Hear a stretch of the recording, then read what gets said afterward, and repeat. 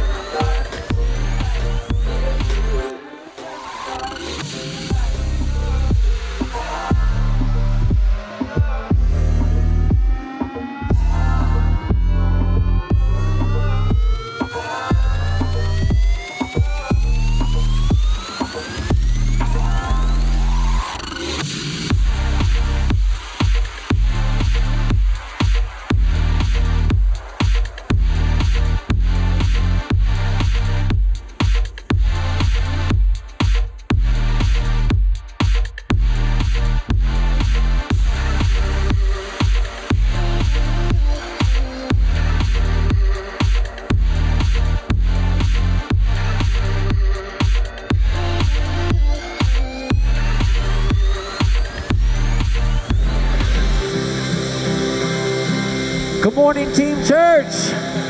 Happy Wednesday morning. Let's jump up to our feet. We're going to worship God today. Put your hands together.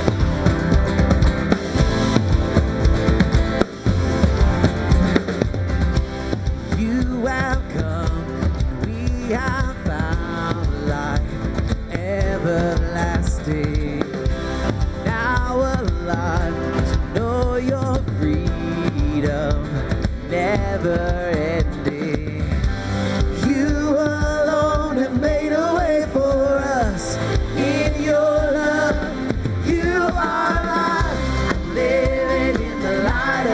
Savior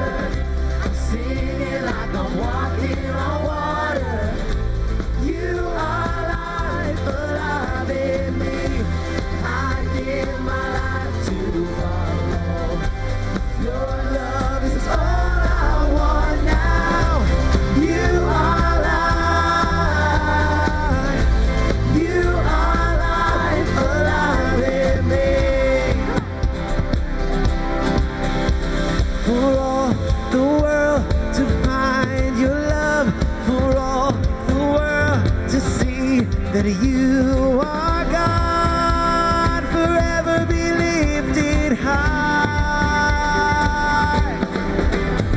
The one who holds the universe and every beating heart across the earth.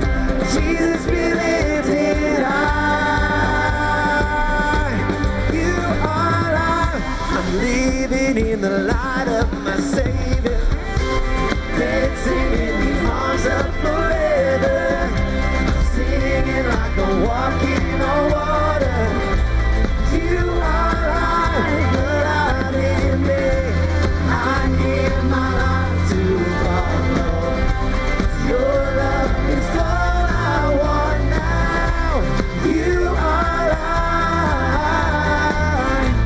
You are alive, alive in me.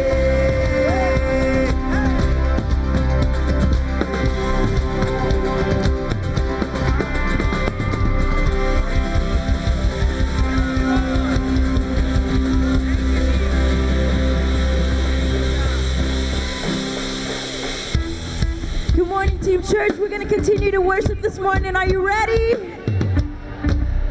All right.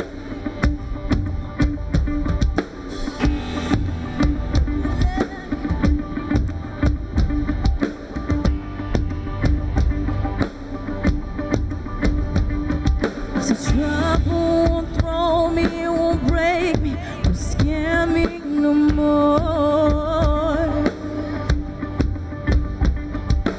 Fear must have thought I was faithless when it came from my heart. 'Cause I got a song that will never die. Oh, I know your love is the reason why. I'll sing the night into the morning. I'll sing the fear into your praise. I'll sing my soul into your presence. Whenever I say your name, so let the devil know not today.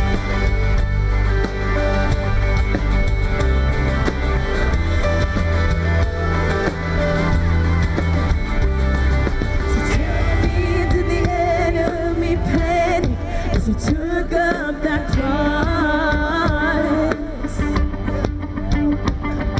So tell me to the darkness, cry mercy as you roll back that bar. 'Cause I know your love is the life in mine. Oh, I know your love is the reason why. Oh, I'll sing the night into the morning. Oh, I'll sing the fear into your praise. I'll sing my soul into your presence. Whenever I say your name, to let the devil know not today. Whenever I say your name, oh Jesus, let the devil know not today. No, no, not ever again.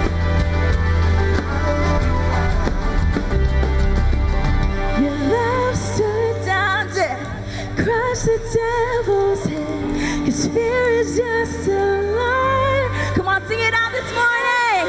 The fight beneath your feet. 'Cause I'm standing on Jesus' name. So let the devil know not today. Come on, come on, come on. Let the devil know not today. Oh no, no, no, no, not ever again. Oh Jesus, let the devil know not today, not today, oh not today. I'll sing the night into the morning. I'll sing the fear into your praise. I'll sing my soul into your presence. Whenever I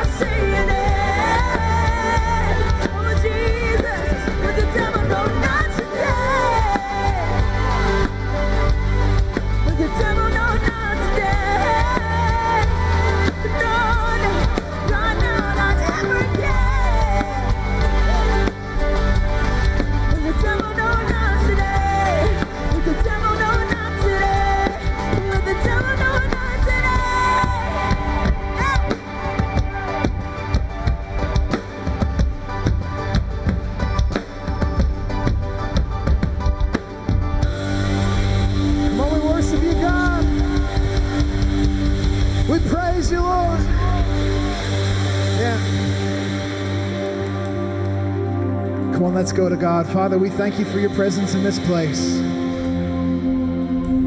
We're so thankful for the opportunity to worship you today, Father.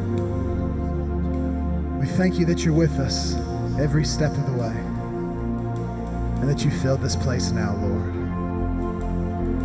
We thank you, God. Thank you, Lord. Come on, we sing this together today.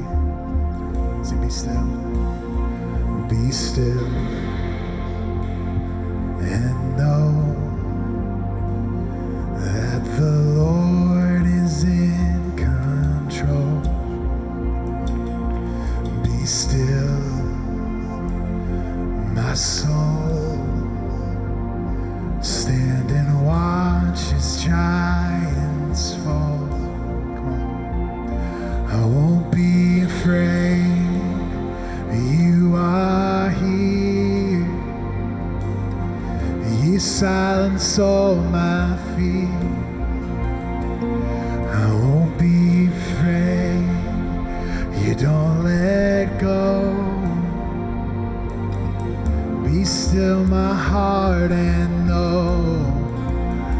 And I won't be afraid.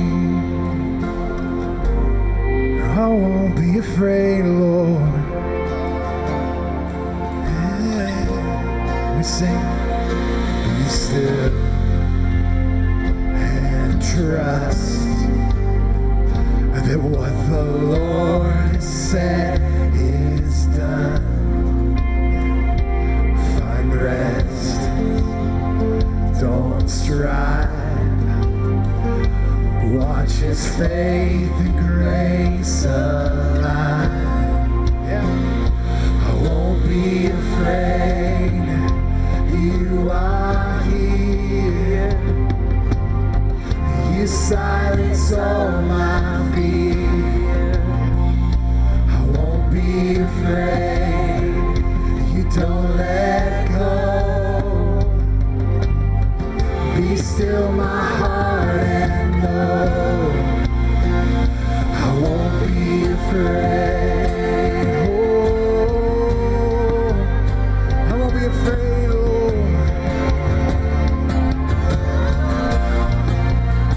I won't be afraid.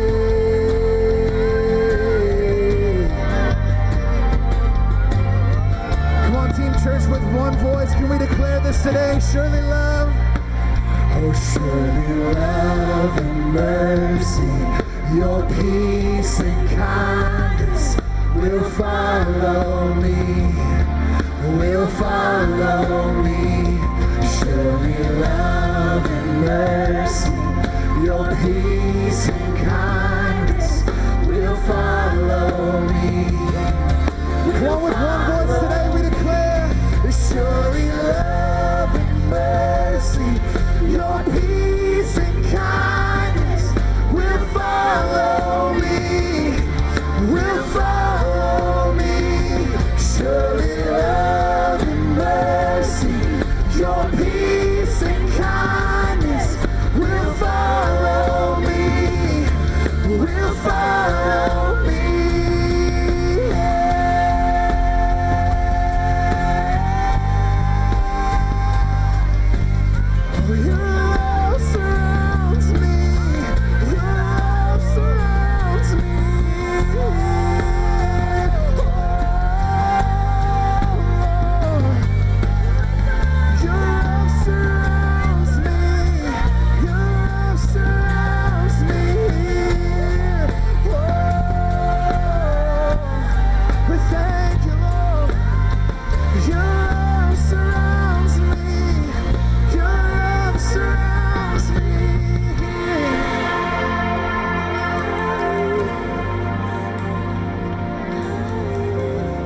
And your love surrounds us, Lord, every step of the way, God. When we've lost the way, when we don't know where to go, you lead us back to you, Lord. You lead us back to you, Jesus. We worship you, God. Yes, we worship you, God. Come on, lift up a song to our God today. We thank you, Jesus. We worship you, Lord.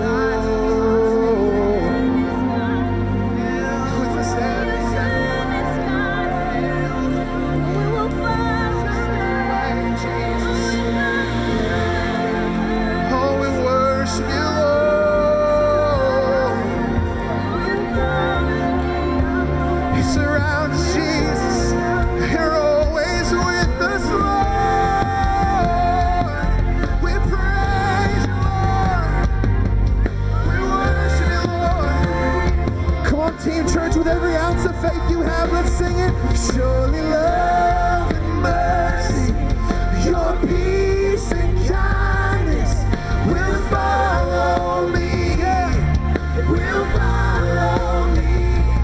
Surely love and mercy, your peace and kindness will follow. For all the days of my life you follow me. Surely love and mercy, your peace and kindness will follow me. Will follow me. Surely love and mercy, your peace and kindness will follow me. Oh, will follow me. Surely love and mercy, your peace and kindness will follow me. Will follow me. Surely love and mercy, your peace and kindness will follow me. Come on, we sing it out today with everything we've got. Oh, surely love and mercy, your peace and kindness will follow me. Oh, it will follow me. Surely love and mercy, your peace and kindness will follow me. Come on, if you believe it today, let's sing it out.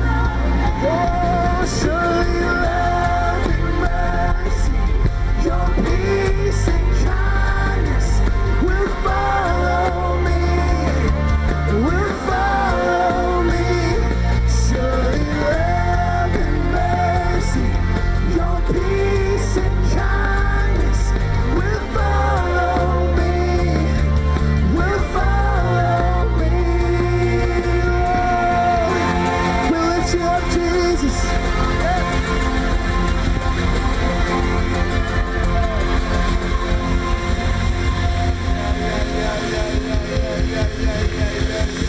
Good morning, good morning, good morning, good morning, good morning, good morning, good morning.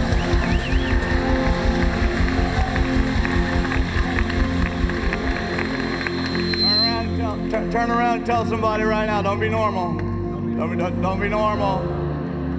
Come on, don't be normal.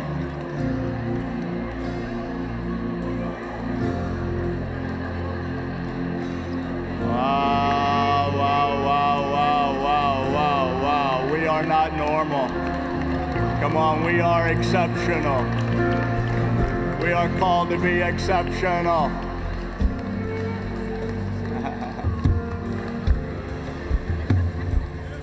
Will follow me, a love and mercy, peace and kindness. Everybody having a good morning? You may be seated.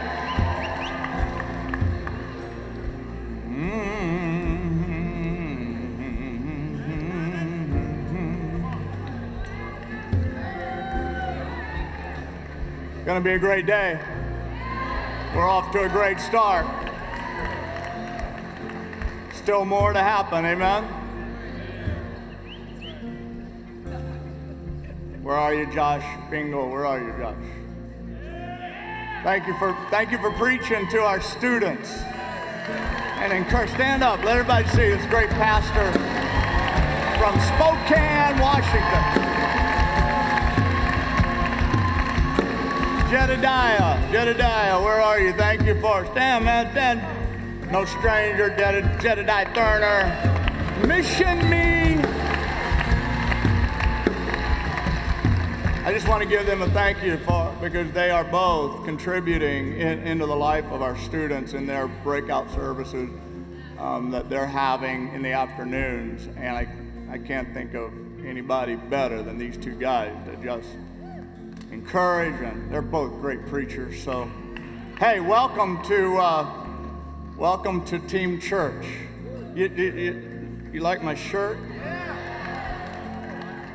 So, I don't know if you can tell, surely not all of you have figured it out yet.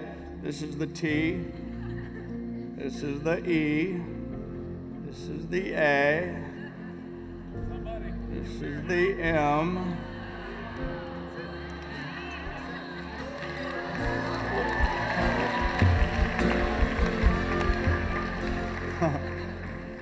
Now you're going to act like you knew all along. I love our new look, and I want to just tell you that I asked our guys that we would create something that all of our churches could use if you would want to. So it doesn't have Champion Center on it. It's not personalized to a church. So just a thought for you is that you can use it as a volunteer shirt. You can use it in whatever way you want. Who knows? I'm not going to promise you, but bulk orders might just get us a whole lot better prices. And we're ready to kind of make some of that happen and help it happen if it facilitates for you. Not just a fun shirt that you and your leaders can wear, but also just something that you might want to get into your church and help us to have. Now our philosophy, at Champion Center, you'll notice everything that we have, I'm wearing a hat today, everything that we have is a bit abstract because our concept about our merch is that it would create a question and it would create a conversation. So it's a conversation starter. So it's a regular thing for me. It happened 3 or 4 days ago here in town, and somebody says, I have a jean jacket with our icon on it, and somebody says, man, I love your jacket. Like, what is that? Does that stand for something? So that's a common thing, and I would just recommend you not put the name of your church on your merch, but put something that's abstract that people can inquire about. Just a thought. It's a great conversation starter for inviting people to church. Amen? Okay, so what we're going to do today is I taught yesterday out of Proving Ground 2 and 2.0, and what I want to do is today we're going to build on that a little bit. Let me just revisit, if I could, James chapter 1. We're going to put it on the screen, James chapter 1, and get our scriptural point of reference. It says, consider it pure joy. Everybody shout joy. Everybody say, my joy. Whenever you face trials of many kinds, because you know that the what? The testing. We skipped something. Of your faith. So, yeah, I'm sorry. I did that on purpose yesterday. You're good, team. It's my fault. You won't hear me say that very often, but you just heard it once. Put it back up. Put it back up. It works patience, the Bible says, or it creates perseverance. And then let perseverance finish its work so that you might be mature and complete, not lacking nothing. Testing precedes promotion. So we started talking about that yesterday, that testing precedes promotion, and within every test there is an opportunity. And so we named 9 tests that are a part of the proving of our personal potential, and you can see them on the screen again today. And then what I'd like to do is I'd like you to open your Bibles, and we're going to do what I'll call Proving Ground stories. Okay, we're gonna this next section is just gonna be about stories, and we're gonna talk, and I'm gonna get some help up here to help me with this segment. But I want to start with a Bible story that will give you a word picture and a snapshot of proving ground in action in the days of Jesus. So John chapter 6. We may or may not have it. Oh, we do. We have it on the screen. John chapter 6. It says in verse 4, and seeing a great multitude coming toward him, Jesus said to Philip. Okay, Jesus asked Philip a question. Remember, every test has a question connected to it, right? So Jesus asked a question, where are we going to buy bread? like the people are gathering. What are we going to do about this? Where are we going to buy bread? They do want lunch. You guys have been telling me the people are hungry. What are we going to do? Where do we buy bread that these may eat? Next verse. Look at that. But this, he said, Jesus didn't ask the question because he didn't know the answer. This he said to what? To test him. For he himself knew already. He knew already. He already knew his plan. He already knew what he was planning to see happen. Now, just to carry it on a little bit further, Philip literally came back with, I don't know.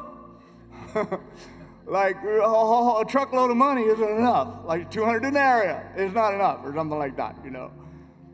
But I wanted to show you how this thing we're talking about with proving ground is actually playing out in our lives on a consistent basis. And everybody who's following God's plan and everybody who's pursuing God's purpose has to get a new perspective on the questions in your life, on the problems in your life, on the challenges. You know, anybody that wants to move forward, come on, anybody that wants to grow. One thing to talk about growing, it's another thing to realize there is a process and there is a testing and there is a proving ground. You ready to get into this today?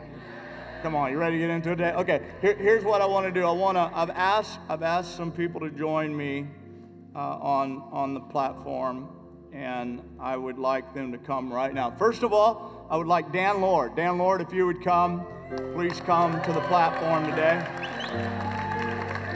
Jesse Rodriguez, please come to the platform today. Come on up, Kristen Scott, come to the platform.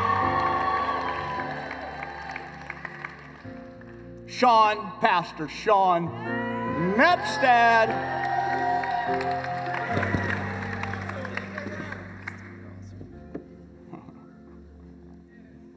How you doing? Doing good. How you doing?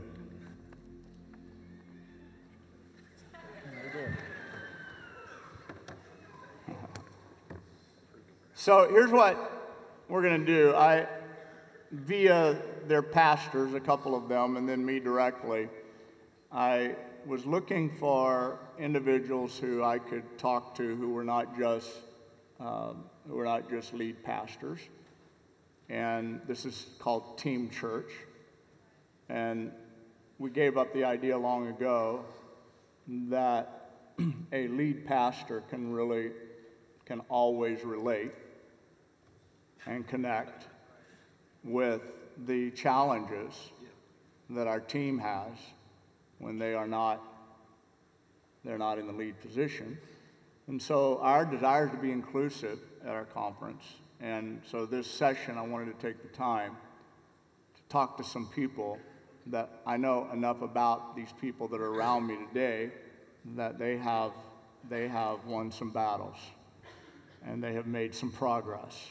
And I wanted to ask for their voice to speak out on a day like today and to talk about, as they look back, to talk about an experience in a time of testing, something they've identified in their own life when they look back and go, yep, that's what that was. That was a proving ground in my life. And to share that with us and to talk to us a little bit about the feelings that they had in that moment, what it felt like, and then maybe share with some of you who are here today who might be in similar roles that they're in or similar process that they're in, what they would want to say to you having gone through a proving ground that maybe some of you are in even today or right now. So I want to begin. I'm going to begin today with you, Jesse. And first of all, I would like to say that Jesse Rodriguez is on Pastor Mekon and April Carter's team at Together Church in Yakima, Washington.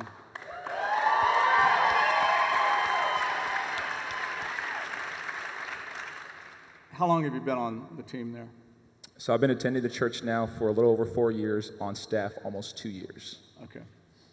So tell me one test that you have gone through, that you identify with. Yeah. And what would that test be if you were to pick one to?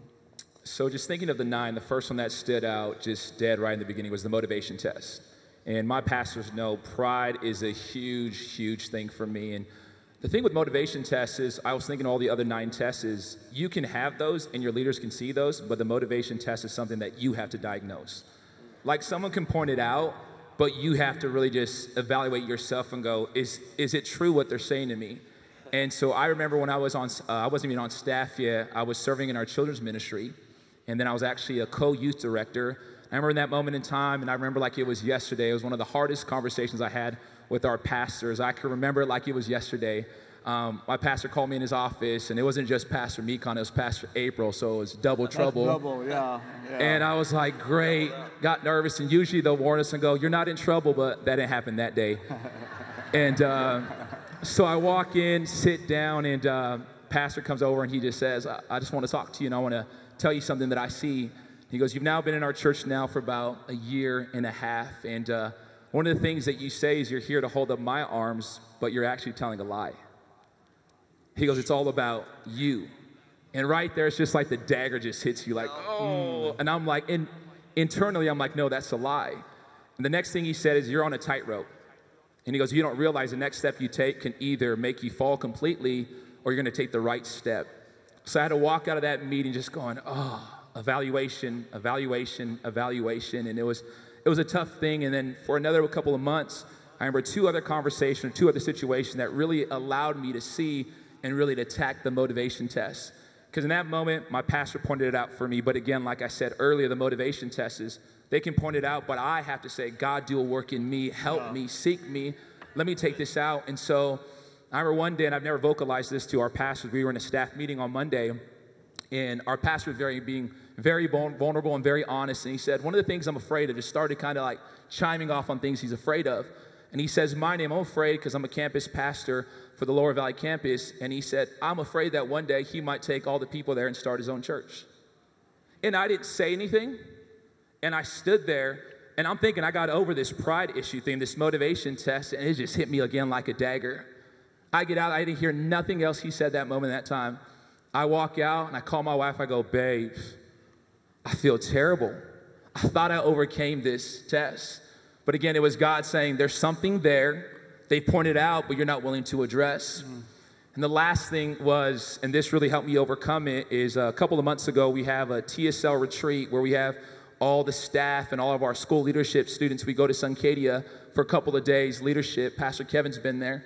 And I was on a trip with our pastor a couple of days before and didn't expect anything. I thought it was going to be another normal trip. And during that trip, I saw myself through someone else. Didn't know it was me, but I go, oh, that's so unattractive. It's disgusting. And in that moment in time, God told me, that's you. But in that moment again, I could have just said, oh, no, God, it's not me. And I remember Monday rolls around after the TSL retreat, and pastor goes, hey, we're in a series right now, or we just went to Suncadia. What did God speak to you in that moment? In that moment, God goes, you got to talk about it. And what I could have done and said, I don't want to talk about it. No, I'm going to deal with it myself. But I believe there's power in confession and putting it out on the table. And our pastor will let you know I'm not an emotional person, but I'm going through this emotional roller coaster, which I actually kind of enjoy crying a lot now. And we're in that room, and he goes, what did you get from TSL? And I go, it wasn't TSL. It was the trip before that. And we have a saying at our church that we want to paint everything red. Unity is greater than loyalty. We will stick together. And I could have said I'm all about unity, but underlining, painting it red, meaning that when we put something on the wall, we know that's us. But what I realized is when going on that trip and during all those other conversations from months and years before that was, when he said paint it red, I would say, you sure you want to paint it red? I never vocalized it, but internally I was like, are you sure? And in that moment in time, I just felt like God goes, paint it red. And I'll tell you today, when I vocalized, I started crying. I never want nothing else but to paint it red. You want a second coat? You want a third coat? We'll paint that red over and over and over. But I would say the greatest thing from it was me vocalizing it. And there's power behind it. You won't really know until you say it that God starts to do a work in you. So motivation test was huge for me. That's awesome. So the real question is not just are you doing the right thing, but are you doing it for the right reason? Yes. And that's what you're referencing is the idea that this is something that is so internal. Right. That the self-awareness and then being honest with yourself. Yep. That there's another motive working down there. Right. There's something that you've got in mind. Right. One of the stories in the Bible that comes to mind when we talk about this is the story of David when he was in a stronghold and he wasn't king yet, and there was 30 men that came to him who were warriors belonging to another band, and they were outside of the fortress. And David, they wanted to come in. They wanted to meet David. He's kind of a growing legend in the nation right then. And he had his own warriors. He had his own team. They're growing. And these guys want to meet him. And he literally takes a few guys with him, and he rides out to meet them rather than welcoming them into his house or into his place. And he goes out and he asks the question, like straight up, looks him in the eye. I kind of picture him like Braveheart riding back and forth on the stallion, you know, and he's saying, here's what I want to know. Here's what I want to know right now.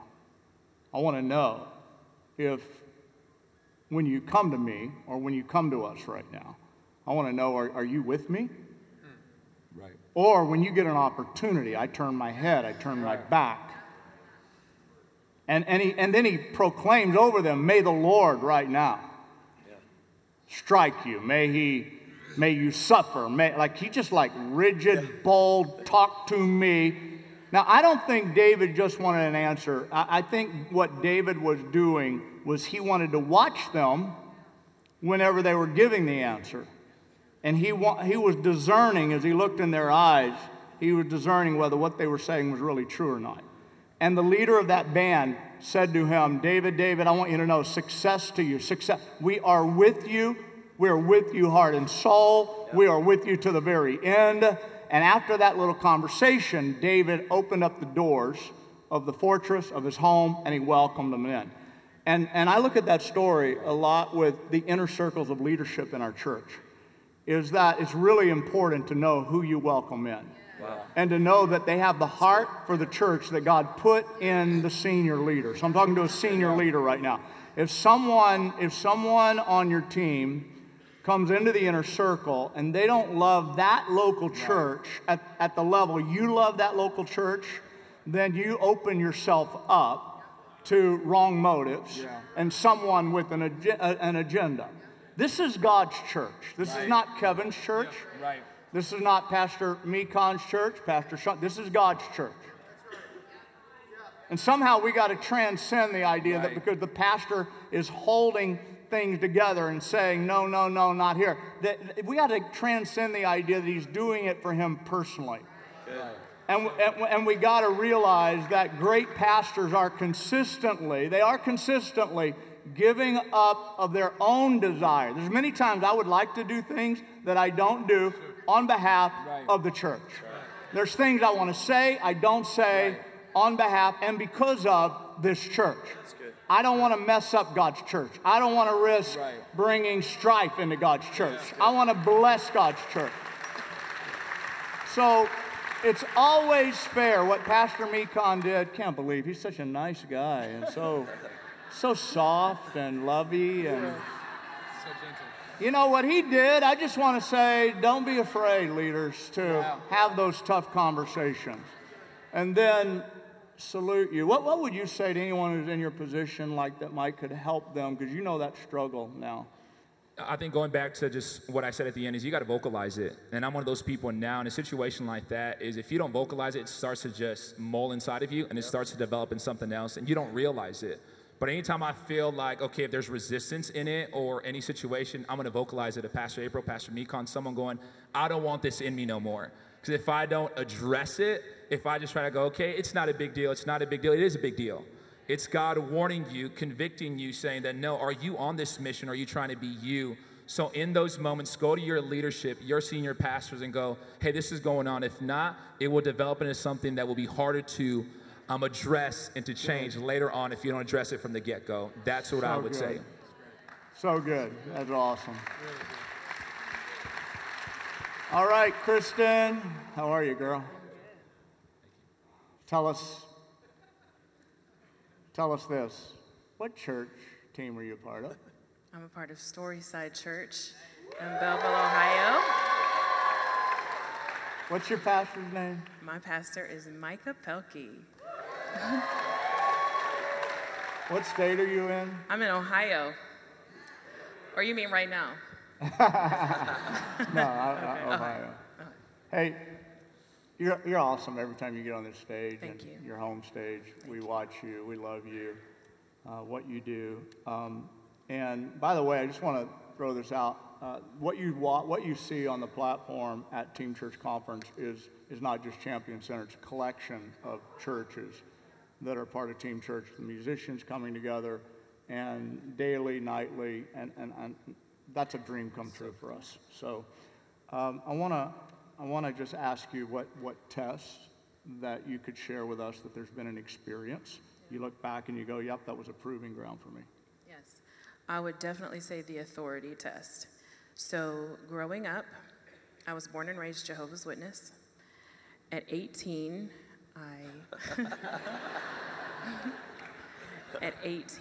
I began my relationship with Christ, and the entire religion and family shunned me.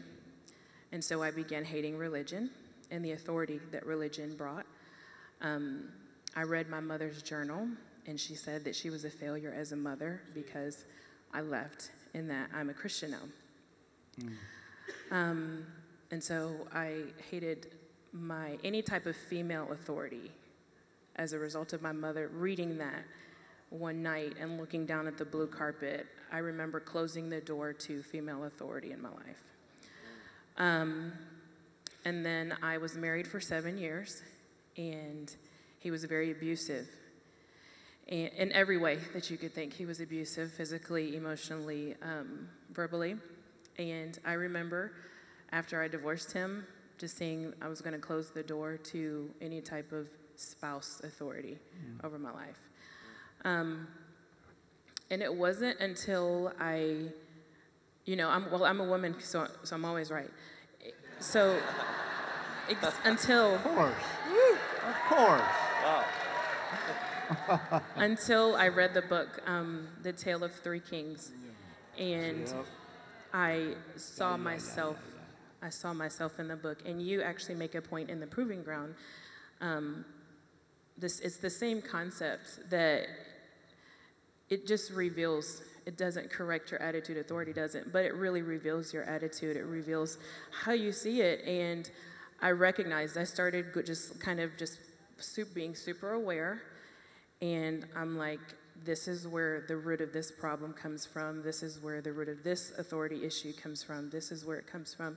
And so it took a lot of self. I don't want to interrupt Absolutely. you. So when you're identifying it, in other words, I just thought it was amazing how you did that for us just now. And is that what you mean? Like Yes. you went back to your mom? Yes. To the abusive husband? Is that what you mean? Yes. Okay.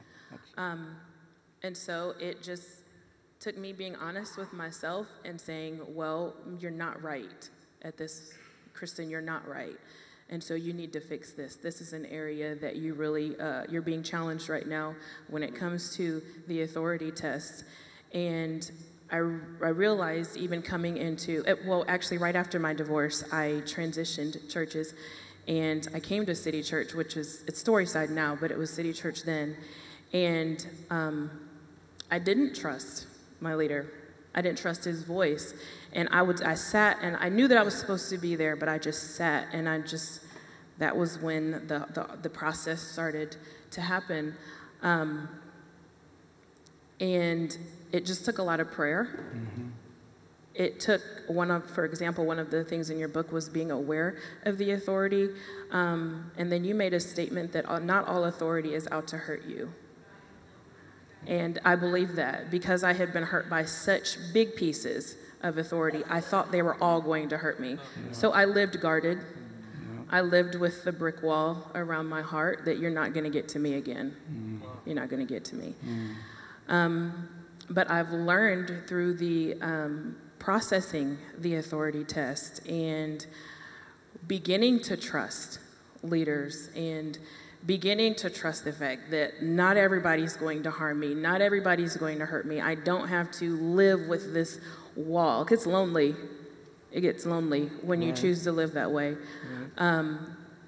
I don't have to live that way, and so now I do believe that it's still a process. I don't think I've figured everything out, but I love the fact that I can trust my leader. I love the fact that I can trust Pastor Micah, and that I've learned his authority style. I've learned how he communicates, and I know that he loves and cares about me. So when he comes to me with correction, every once in a while I might have to sit back and go, oh, okay. Okay, I'm gonna go process it, but I know he loves me. Do you mind, can I ask you for an example of that? Like a correction? Does any stand out that you're okay to share? I know, they're all here. So I will give one, and I can't really remember who it was, but I remember my body language. So I'm an introvert, and so I may not always say the things that I think, but everything else will show it. Like, you know, my face, my body language, and so that was for sure one of the things I was corrected about. Yeah, your face don't lie, right? No, it doesn't. And so Pastor said, hey, I don't like your face. Is that what he said? Not so bluntly, exactly, but yes. That would have messed everything that's up, what came out of it, yeah. Yeah. I just love that. I figured something like that would be there because in every growing relationship with an authority figure, a coach who really cares, they will get right down into some very personal things. And I figured there was something. So thank you for sharing that, because the idea that a pastor could actually say to you, hey, that thing out here, let's work on that. We can do better than that. And own it, own your, right? Just own your face, own your countenance. So what would you recommend to people maybe right now struggling because of experiences they've had, bad experiences with authorities, or something you would say that you would recommend to someone today? Well, for sure, that everybody's not out to hurt you and out to harm you. And I believe that with the Holy Spirit and with discernment, we know when somebody's out to harm us, and we also know when somebody really loves us. And so most likely your pastor really loves you. Your pastor really, really does care about you. And I had to learn that how I receive, how I choose to give feedback or criticism isn't exactly how my pastor would give it to me. So I learned the style, his authority style. I learned my pastor's personality. I learned his strengths, and I know the dark side to the strengths, which means he's probably stressed out in ways that I may not understand. So I learned him, and I adapted to him. And that way I know, when he may provide some type of feedback, it's not about me. This is the way he communicates with me, with all of us. And that's just his style. And that could be the style of any leadership that may be over you. Maybe not directly your lead pastor, but your team leader or your spouse or any type of leadership that's over your or authority figure. Beautiful. Yeah. That is so beautiful.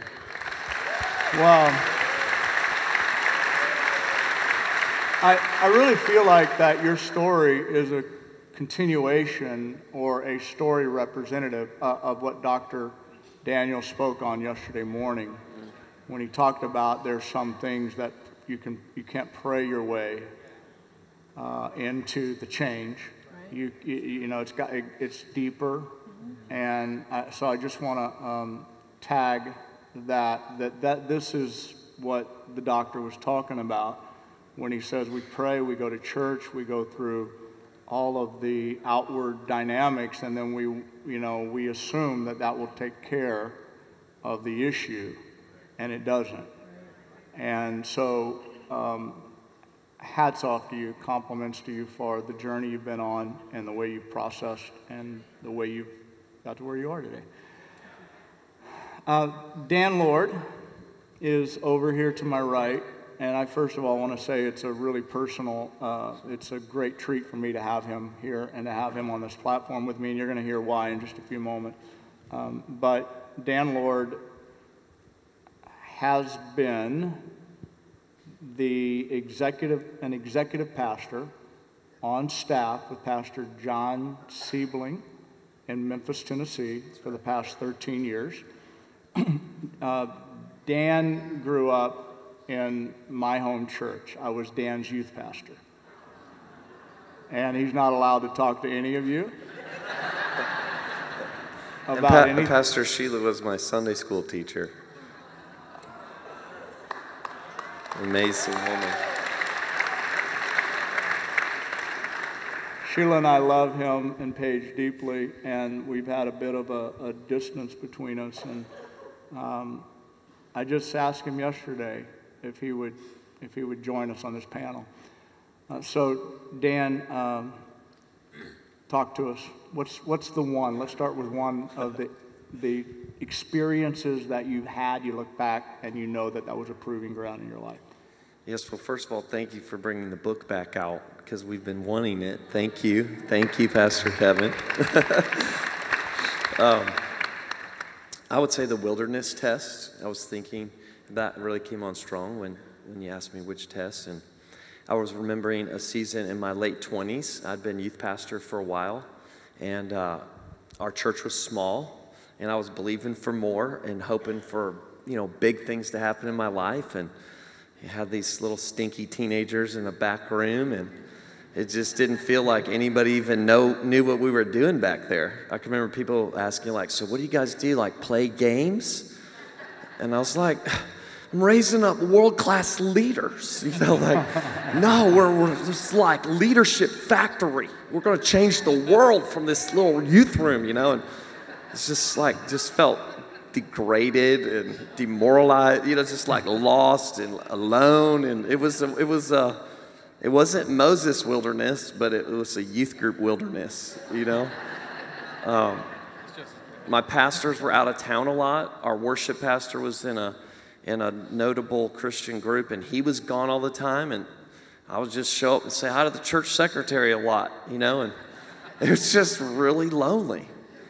And I remember like, God, how am I going to get through? What's the change that needs to come in my life to see the breakthrough? And God used, John Morgan spoke to me one time. He said, you're walking around with your head down too much, and you need to lift up your eyes because there's a harvest. And following right behind that was a word to get better prepared. Even though I thought I had been prepared, I had been under great tutelage and discipleship from your mom and dad and my pastors and from you and Pastor Sheila. But it was like, get prepared. And I didn't like that word at all because I thought I was prepared. I was just waiting for the rain, the latter rain to come now. Breakthrough. And there was no breakthrough. And so Elijah one time told everybody to dig ditches. Even though he didn't see any clouds, there was no wind, the sky wasn't getting dark, the temperature wasn't dropping, but the rain's coming. And so I went back to college and went back to the University of Missouri and started studying nonprofit leadership management and just like sociology. And, it was like, wow, I'm getting prepared for something. And that really helped come out of that wilderness into the next season. I didn't know it was going to be a next season of being an executive pastor and really leading campuses and teams and things like that. So that season of preparation, I would encourage anybody in that wilderness test to reach out to the people around you and to get prepared for the next season for me, it was preparation was the answer in changing mindsets and gaining insight and increasing my wisdom and increasing my discipline, you know, and my personal disciplines and how I treated people, how I handled meetings. I can remember creating an agenda for our youth leadership meetings. You know, it's like, I got a typed up paper now. I didn't have a typed up paper before, you know. So, you know, just things like that, you know. So I really thought it was going to propel us into a season of senior pastoring, but God took us into a different kind of wilderness that you were involved in helping getting me into that new wilderness. So that was wonderful. You're really going to go there. Let's go there. Go ahead. So maybe I talk about that one? Yeah, talk about it. So it was, the first one was lonely and more isolated. The second wilderness was very fruitful and very rewarding. And so that was really a big difference in those two. And so my wife and I, we really felt that God had called us to plant a church in the city that I was born and raised in St. Louis. And initially, somebody likes St. Louis. Go Cardinals. Go Cards. By the way, Pastor Kevin is from St. Louis. He is Cardinal Nation through and through. So Dan was 14 years old when I came to Seattle. He was one of the 14-year-old kids in my youth group that said, "You're going where?" I remember crying a lot. Yeah. Okay, go ahead with your story. Thanks. So happy you've reached all these people in the Pacific Northwest. God bless you. Just awesome. So basically, you know, Mom and Dad initially kind of felt good about it, and I remember your dad took my hands and prayed. Please call them Mom and Dad, my physical mom and dad, natural mom and dad, his spiritual mom and dad. And he prayed over me, you know, initially when I shared the thoughts with him of going into the city and planting a church, and just prayed that everything that I haven't accomplished through my hands, God, would you accomplish through Dan's? And I took that as 100% green light that this was God, you know. And over time, it didn't work out that way. And you came to St. Louis to help me figure out that I was supposed to not do that. And that was kind of a test of all 9, it felt like. I kind of felt like it was the final exam, or like earning my doctorate or something. Spiritual authority, motivation. So that was a wildly confusing and true test of... That was the offense test in motion right there. Yeah. Yeah. And so we had a choice to make, to stay submitted to authority even when we disagreed, and to align ourselves with the spiritual family that God had placed us in, or to abandon that and to lose all of our heritage and walk away from it. And just couldn't do that. And thankfully, God helped us to make the right choices and listen to the right voices, because there's lots of voices in the wilderness that will tell you you have a right. You have a right to pick up that spear and throw it back, and you don't. Sure. You can play the harp. That's what you get to do. That's what David did. You get to play the harp. Just play some music, listen to K-Love, you know. So that's what we did. And we really felt lost and confused for about 9 months. And God brought us into relationship with the Ark, Pastor Billy Hornsby, who's now in heaven. And he eventually just advised us, go to Memphis, go with John and Leslie. Pastor John's a strategist, and you'll be 10 years smarter than you are right now if you just go there for a year and then go plant somewhere else. And we could just never get a heart for another city. And long story short, God brought us into a land of fruitfulness, and it's been the most rewarding season, and I've made friendships all across the nation and the world, and God didn't harm us. His intentions were always good to bless us, and through obedience and through honor, God's opened up more doors than I could have ever dreamed of. And I'm just so grateful that you came to town and that you helped me. And it's important to listen to those trusted voices. So thank you, Pastor Kevin, for seeing me through that.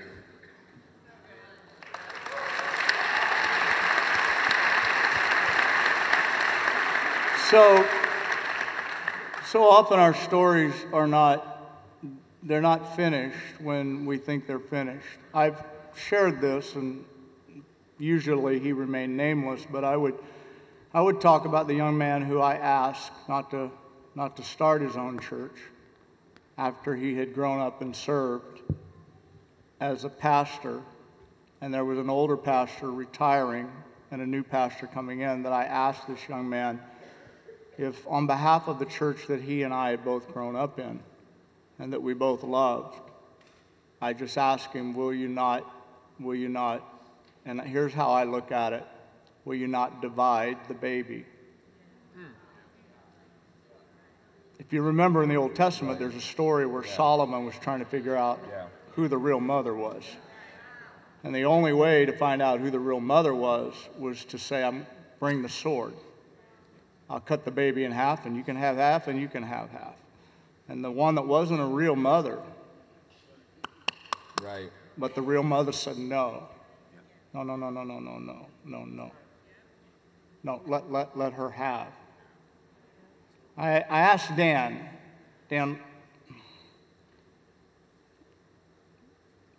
don't do it. I didn't have any control over whether he would or not. I just asked him. He honored that, as you've heard today. And so I've shared the story like that. But what I want to add to today, can I just tell this instead of you? I'll add to it that after 13 years, he's been over the last few months talking to his pastor, Pastor John, about going to St. Louis. It's still there. And his pastor didn't want him to go, really, because he didn't want him. He's a great leader. He wanted to keep him. They're growing. They're starting new campuses. But when he really realized that Dan really had in his heart and that Dan wanted him to only go with his blessing, he gave him his blessing, but then he did something more. And that was that he made a phone call. And there was a man who's over 70 years old in St. Louis who Dan has preached at his churches. At his church, he's taught his staff. He's been there. He's helped basically with that church. And that church will remain nameless, but that church and that pastor's been looking for his successor. And Pastor John knew that, and Pastor John made the phone call. And the pastor said, you know what, Dan has come to my mind over and over again, but I would not dare ask him because I knew how valuable he was in your church. So at this moment, Dan has been offered a church in St. Louis that already has over 1,000 people that attend that church, and he's on his way.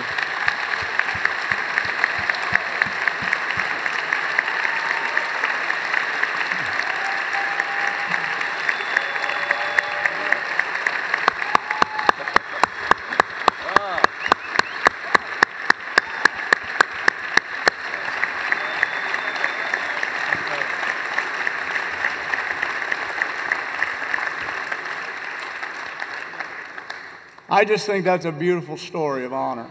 Yep. Beautiful story of proving ground. And I'm so excited. I'm so excited for the future. The pastor that has a successor, the pastor who's longed to be in a city.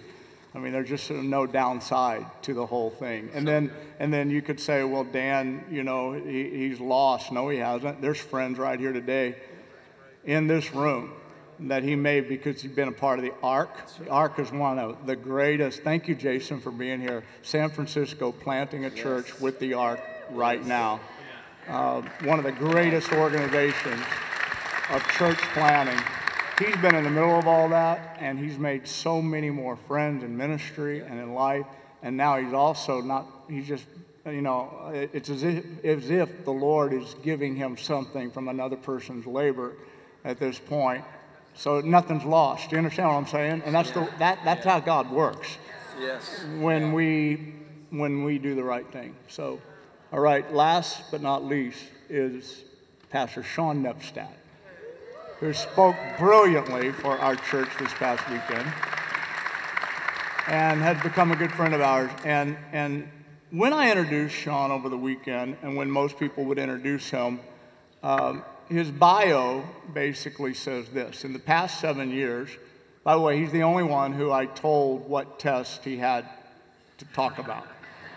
And here's why. Because his bio says in the last 7 years, his church has grown from 300 to over 5,000.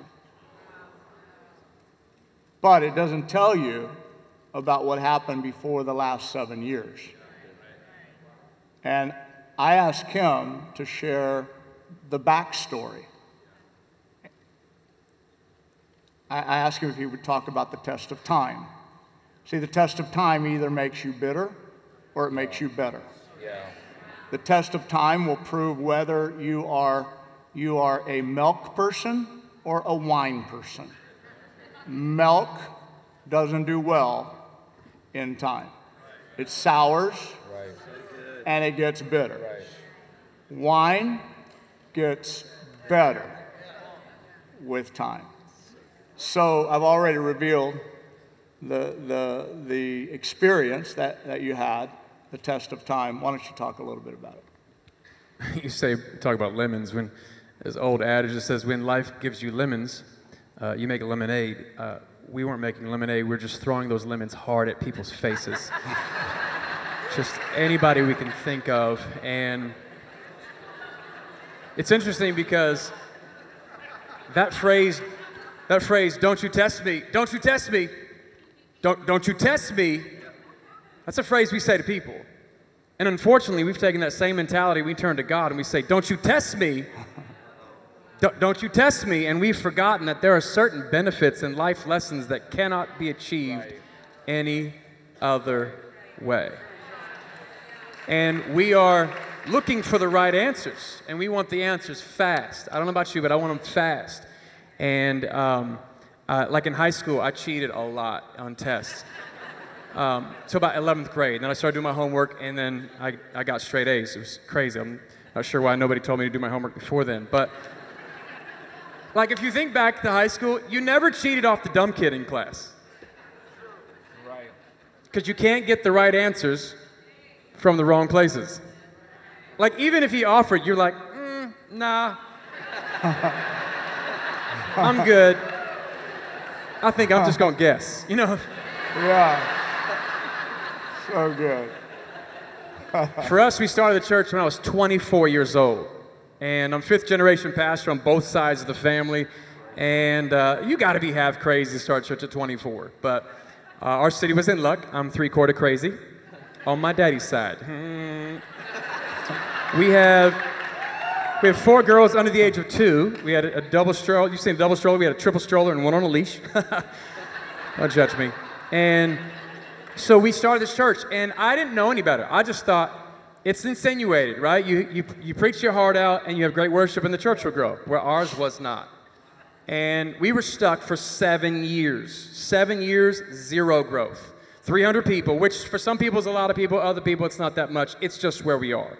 And I've talked to a pastor who was asking us to coach him. He's 14,000 people. I'm like, he said, we feel stuck. Help us with our systems. I'm like, you're 14. I would much rather be stuck at 14,000 than 300. How about you? But here's what I realized. Stuck is stuck. Stuck doesn't have a number. Here's the problem. What do you do when the dream inside of you is not matching the reality that's in front of you? Yep. What do you do with that? Yep. Because whatever God's given you, we all want it. We all need it. And my wife used to pray for slow growth, and I was like, that's the devil. I rebuke that. Blood of Jesus. But she's much wiser than me. She understood that God needed to work something out in me before he sent the people we would pastor. And we started the church. It was stuck at 300. I was trying to quit. I'm trying to find another pastor. Like, show me somebody else to pass this church on to, and I would gladly give it to them. And I'll never forget, I was at a conference sitting right here in the second row, and this lady preacher comes up, mid-preach, interrupts her sermon. She just puts her hand on my head and starts prophesying, God's going to change your thinking. Now, once would have been enough. She said, for about 3.5 minutes, can you imagine? Like the timer's going, everybody else, she's just messing my hair up. She's like, God's going to change your thinking. God's going to change your thinking. I was like, I got it. I receive it. God's going to change your thinking. God's going to change your thinking. Thank you so much. That's good. That's a good word. I appreciate that. God's going to change your thinking. It was so awkward, right? And my wife's over there. She's like, that's what I've been saying this whole time. Like, well, thank you, Miss Holy Spirit. My faith is still in process. And he did. Because here's what I was doing. I was the one-man band. You ever seen a one-man band before downtown somewhere? He's playing the guitar and the cymbals and the drums and harmonica. They're impressive at first glance. The closer you get, the more pitiful it is. And you'd never have that guy lead worship on a Sunday. Okay, listen to me. That's how I started the church. Setting up, tearing down in my suit. Remember we used to wear suits back in the day? Because I'm 24 years old, I need to look old, so I got this suit off of the rack that doesn't even fit. 130 pounds soaking wet, and I'm looking like a sugar side of a mini-wheat commercial, you know what I'm saying? And so we're setting up, tearing down. I'm leading worship. I'm offering guy. I'm announcement guy. I'm preaching guy. And then I'm prayer team guy. Like everything. We don't even have a prayer team. Just line them up Benny Hinn style. I'll pray for everybody. And I should have done a conference called Dumb Church, because it wasn't, Jesus Church is not dumb, but the way we were doing it was dumb. For how many years? For 13 years, we were portable. 13 years of dumb church. We coach some pastors now, and these young pastors, man, they're a little spoiled. They come in, I've been setting up and tearing down for like 12 months. I'm like, you shut your face. Take your face and shut it. I will scissor kick you in the throat. They're just so frustrated. And we tried to quit. Okay, listen to me. We tried to quit, and God was working stuff out in me. My daughters, we homeschool our 4 daughters. They all graduated. My wife's really the teacher. I'm the principal. And in this process, they would come to me, and they'd ask me questions like, Dad, why do we have to do math? Do you use fractions? I was like, no. Well, I mean, when I get a pizza, I want a 90 degree. But other than that, I don't. Why do we have to do them? It's a good question. Parents, I'm going to help you out. Here's what I said to them. To get to the next level. So good. Parents, you're welcome. But why are we going through this? Right. There are some things you cannot achieve without going through this. See, the test, you know, the Bible says in James, like, you're going to be mature, complete, lacking nothing. How many want to be mature? Yep. Awesome. 7 of you. This is an amazing conference. How many want to be complete? Yeah. How many want to lack nothing God has for you? Amen. That does not come without a test. That's right. So we've had 7 years of famine and 7 years of plenty. Right down the line. Because I began to develop process. We'll talk about this in breaking growth barriers in the app session today. But we went from that 300 to 5,000. We have 5 full-time staff.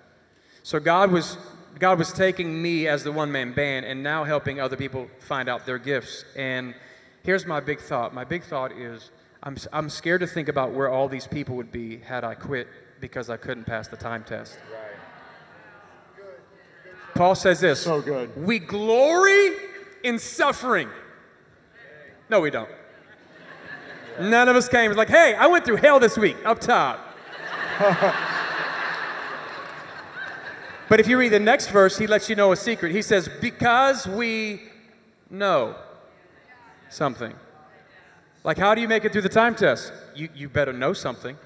You better know he works all things together for good. You better know that through the testing time, he says, through the suffering produces perseverance. Perseverance produces character, and character produces hope. You can't have hope without character.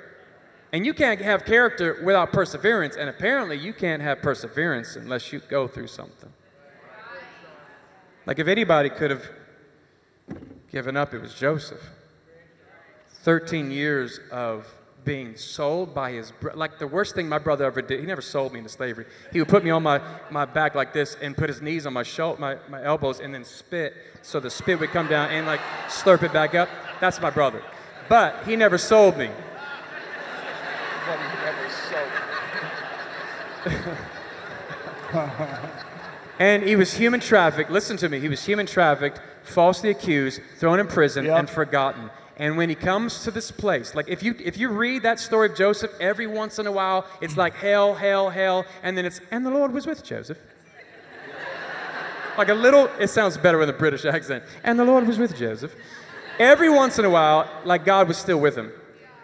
And at the very end, when it came to the time where he said, like he's there, he's the man, he's second in command because he didn't quit in the dip. He's second in command. His brothers come bowing down to him. What would you have done? You'd have been like, come over here, watch this, kill him. You know, like you would have, you know you. And they don't recognize him, right? He's got this Egyptian garb on, his like MAC eyeliner makeup, and they don't know him. They don't know it's him. And when he reveals himself to him, obviously, you've heard of 20/20 vision.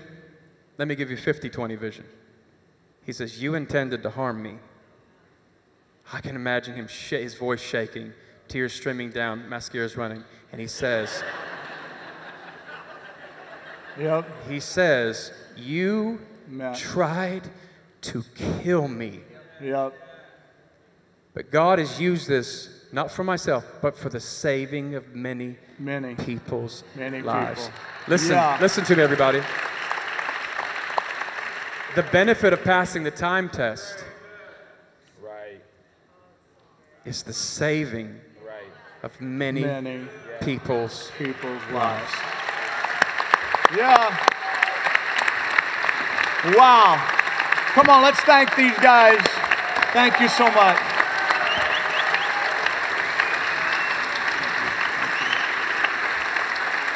Thank you, Dan. I love you. Come on, let's give it up for these guys as they go. That was an incredible session. You can take your seats. Don't you feel like every session has been worth like the whole conference? How does that happen? I just keep thinking, man, that was worth the whole thing right there. So good. Hey, I want to make a mention about the Proving Ground. I don't know about you. I am thrilled that Pastor Kevin has brought this back, especially in a 2.0 version. I think if you want to use this term, I think every millennial needs to read this. Every young leader in ministry needs to read this. Our churches need this. And so I want to let you know something. We have this available to you today here at conference at a discount. Now, the reason this is significant is this book is not released yet. You cannot leave here and go to Amazon and buy this today. This is not out for a few months yet, or a couple months yet. So do not miss your chance to not only get it and get it early, but get it on a discount. Only available today. In fact, I apologize to everyone who's watching us on our live stream. It is only available on campus today. The book will retail for around $13. We have it available for $10 today. And hold on, but wait, there's more. For bulk orders over 10, we have it available for $8 for you to buy. So buy it up for your church. Use it in a small groups campaign. In fact, the book is written and built around small groups. So you're going to see different sections to talk it out, think it out. So I just can't encourage you enough. This book has changed my life. I remember when this was released in the late 90s in its first printing, and it shaped and formed my life in our church. So you're going to want to get a hold of that while you are on campus today. All right, would everyone grab your phone? We're going to give, if you want anyways, we're going to give away some fun stuff at the end of the session today. But to be involved in the giveaway, you're going to have to do something here. So we can throw some instructions up on the screen. We want to encourage you, if you are looking for some free merch or something today, text TC18 to 97,000, and we're going to do a giveaway here in just a few minutes, so you are free to opt in for that. I'm going to have Pastor Jason Warman join me on the screen as you are doing that. Give him a hand, lead pastor of Coast Life Church in Venice, Florida. One of our Team Church contributors, and in fact, our Team Church one day in Florida is at Coast Life. December 4th. December 4th. Looking forward to it. I'm just saying, Florida in December, this is not a bad situation Not a bad going on. Hey, why are you a part of the Team Church tribe? Why do you bring your team? Why do you come? You know, my wife Heidi and I, we started a church in 2010 based on the idea of I knew what I didn't want to be. Like that was what we did. I knew what I didn't want to be. And it wasn't till 2012 I walked in these doors and I figured out who I wanted to be. And it was the power of this conference, the culture, the serving, I had something in my heart. I didn't know how to articulate it. Heard Pastor Kevin talk about loving the local church. And it was like, now I have a language for what God's put in my heart. And I think sometimes we're good at telling people in our church to be on teams. And then I realized I needed to be on a team. I needed my church to be a part of a team. And not just tell my church to be teams, but let's be a team church. And that's why we're here, because it moves church forward. Well, and I mean, moving forward, in the last, your church was one of the first churches Lindsay and I ever came to when we stepped out a few years ago. And we were able to rebuild after that. It was awesome. You're great, man. Thank you. But in a few years, you have gone from, a handful of people in a room to can't contain the church in 4 services over the weekend and, looking toward the future. And God's been so good. Yeah, and we're grateful. It's been incredible to see. I was going down memory lane this year because remembering what it was like 2012 to here, and it's just been an incredible incredible thing. All glory to God and Team Church. Awesome. Awesome. We want to remind you that we have our registration open for our 2019 conference. We are reimagining the format and the structure for next year. We're excited to welcome Pastor Stephen Furtick and the Elevation team to be our guests next year. It's going to be a special year. Here's the deal. You are not going to want to come alone. We are going to be looking at the dynamics of a great team from every angle we can think of. So your whole team together is going to want to experience this. And as you know how we do it, the price will never be lower than the next few days. Right. So we have our registration's open online. Those of you who are watching online, you can register as well. $99 for 1 week. So you've got a week to go home, get your team in order, take a head count, and make plans to join us next year for our 2019 conference. And let's check out a video again on next year's conference.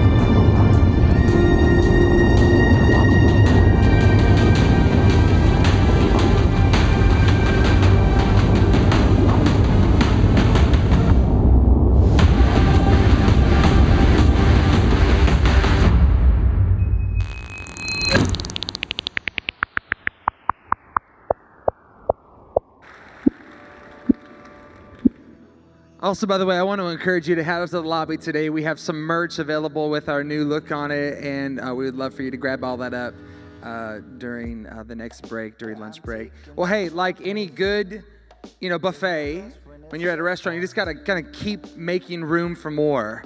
And how many of you, we have so much more to go in this conference, and I just want to encourage you to lean in. Did you enjoy last night, Pastor Charlotte, bringing the word last night in conference? It is our great, great honor to have her extended family and a hero to so many of us here with us. So will you stand to your feet and help me welcome Pastor Charlotte Gambill as she close us out for the morning.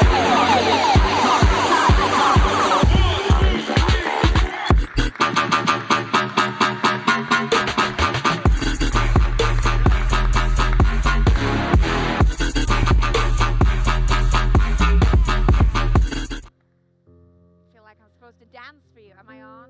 I think I'm on. Am I on? Am I on? Yeah, I am on. See, it's not my fault for once. There we go. Well, I loved this morning. And, you can tell when God's involved in something because he's directing the traffic. And I feel perfectly set up by God to follow what just happened and what we just heard with the message that I feel God has given me to invest into you this morning. And we're going to kind of go leadership teaching. We're going to kind of go staff training. One of the things that I get to do from time to time around the world with different settings is to sit in a room with staff and kind of talk business. And so I feel like we're going to do that. We've already done that. And so we're just going to right now just ready our hearts because there's a lot of information going on. And with conferences, what can happen is you can get kind of punch drunk. You're like, whoa, you're like, I need time out the ring to take it all in. And, we just need to make room for the more that God has for us. And as leaders, we just need to sometimes just take a moment and go, okay, God, I parked that one up and now making room for this. And so I want us to lean in and pray that God gives you some wisdom today for maybe some tough stuff you're dealing with. I'm about to talk to you about pain. And if anyone should know what that looks like and feels like, it's leaders. And maybe today this word will minister to you, heal some of you. That was my prayer before I got here today, that for some of you in an area which has been tender for you, there would be a healing. There would be a sense of God in it with you. There would be a sense of relief that comes. And for some of you, I want to affirm you that though everything about you is struggling with the decisions you've made, I kind of want to lean over you and breathe on you a God word that says you've made the right choice. It might be the hardest choice you've had to make, the most painful choice you've had to make. But I want you to hear God say you made the right choice. So God, we thank you for your word. God, we thank you that you are a good, good Father. God, in this room, there are so many different stories like we've heard this morning. So many tests that each leader is going through and right now is in the middle of. God, there is hurt and there is pain that many right now are experiencing. And some of it is nothing to do with their choice, but it's the choice of others.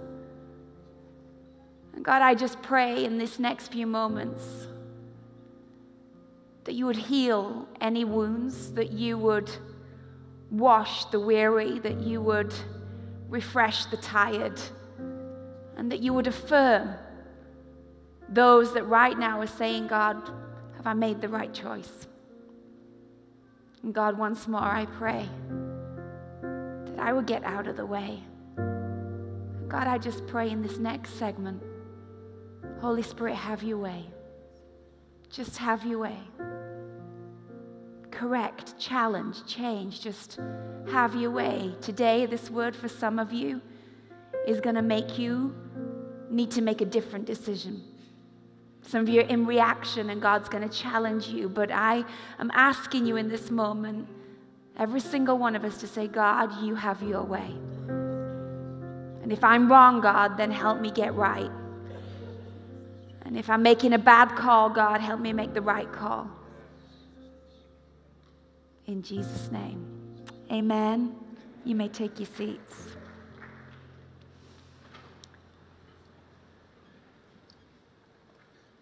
I guess I'll start with one of my most favorite actual stories in the Bible. It's a really random story, and at different times in my journey in leadership, I will pull this story out with my own staff and my own team. So maybe this can become a story that you teach your team and your staff. And I guess I'll start with it, and then I'll go on to talk about what I feel God's put on my heart. It's a random story. There's sometimes stories in the Bible and you're like, why is that even in there? It is so random. It seems almost insignificant. It seems like was there nothing else to write about? And that was like the report of the day. It's kind of an odd one because really it's just about a prophet making stew. And the story is in 2 Kings. And it's in chapter 4, and it's in verse 38 that we read this strange, quirky story about Elisha and a school of leaders. And Elisha deciding that actually the first thing he's going to do when he gets to this group of young, hungry leaders that are wanting him to teach them and to train them, he recognizes there's a famine in the land, and so before I do my thing, I'm going to take care of the thing that actually is bothering you all, which is you're just physically hungry. We could all just take a leadership lesson right there. That some of you are preaching your latest and greatest sermons to your team, and actually they are just hungry. And some of us are trying to impress, and actually they just need you to just stop and just ask them how they are. And some of us are giving them lots of tasks and agendas and strategies, but they just actually need you to eyeball them and say, are we all good? I love that this great man of God noticed all the needs. But what I love about this story is that Elisha, he shows up and he says, we're going to make some stew. And so the Bible tells us that he comes and he says, go get a large pot. Let's cook some stew for these prophets. So one of them, they went out into the fields and they gathered herbs and they found a wild vine and they picked as many of its gourds as his garment could hold. He was the zealous one in the group. There's always one, isn't there, in the team that's keen to impress. I got it. I'm going to go get all the stuff for the stew. Man of God, I'm going to go out there and get all the vines, and I'm going to fill my garment. I'm going to come back with the most resources and the most stuff, and I'm going to show you that I'm keen. He was the zealous one in the group. And this guy goes out and he goes and gets the ingredients for the stew, and he cut them up, and it says that he threw them in the pot and no one knew what they were. And then they made the stew, and it says the stew was poured out for the men. But as they began to eat it, they cried out, "Man of God, there is death in the pot." And they couldn't eat it. So I want you to imagine for a moment the scenario that's playing out, which is that the prophet has come and he said to the team, hey, we're just going to take care of one of the needs right now, which is we're going to make some stew and we're going to eat together. And so in the zealousness of everybody going and contributing, everybody begins to throw stuff in the pot, right? And if you think about team and if you think about how we do life, a lot of times when we lead team and when we build church, we do exactly the same scenario. We say, hey, we're going to make something. We're going to make something to feed people with. And I want you all to be empowered to contribute to the pot. You all get to throw something in this pot. You get to throw an idea in. You get to throw your gift in. You get to throw, that's team church. It's the empowerment of people to contribute to the pot that will then feed other people, right? And there's always someone in the team that is zealous and excitable and has a cray-cray idea, and there's always one that's, throwing stuff in the pot. And as a leader, sometimes you don't have time to check everything that went in the pot, right? So that's what's happening. So now all these hungry guys are sat down to eat what has been put in the pot.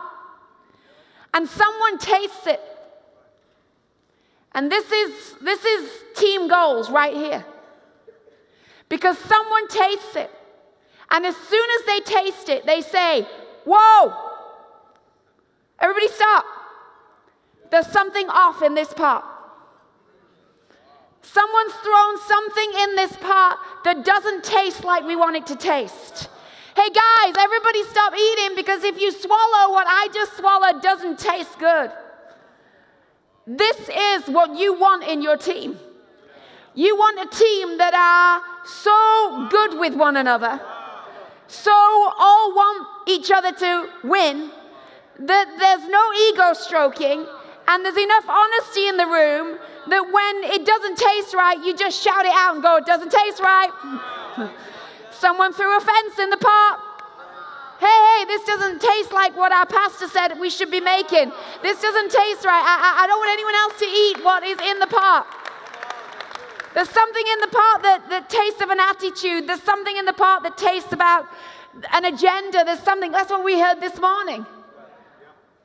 It's going to happen as you build a team, as you build a church. There's going to be the guy that has the pride issue. There's going to be the guy that has an agenda. There's going to be the girl that is insecure. But the idea is that we build such a community that instead of it going underground and everybody getting poisoned, we have enough liberty in our team to go, I think there's something off in the pot.